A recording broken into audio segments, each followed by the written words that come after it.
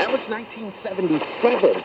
Brownsville Station is best known for their song Smokin' in the Boys' Room, which by the mid-'80s was covered by Motley Crue and became an even bigger hit.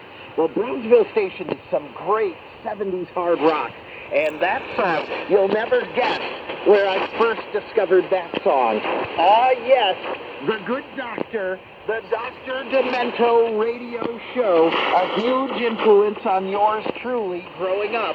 Probably that's half the reason that this show exists. You're listening to Crusin the Decades.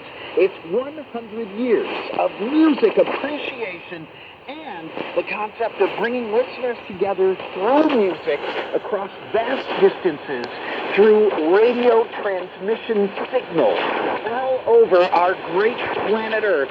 We're all a lot more the same than we are different, and we all love music. Well, pretty much everybody loves music. And if you even like music a little bit, hopefully you enjoy this fine radio show each week.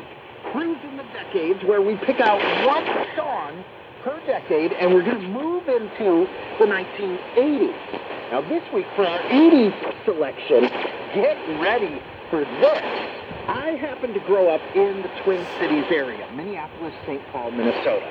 Well known for a great musical heritage, of course, Prince and Bob Dylan, but in the 80s especially, you've got Husker Du and Soul Asylum and Smith Shakespeare and Semisonic and the Replacements and the Gear Daddies and the Jayhawks and all of these left-of-center bands that were doing different sounds but all kind of coalesced on this special theme together, the Minnesota sound of the early 80s.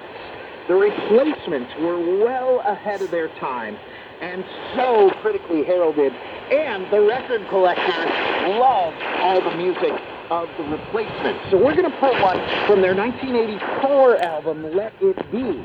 Not to be confused with the Beatles album, Let It Be. This is the Replacements and the Minneapolis sound, I Will Dare, 1984, on Crusin the Decade.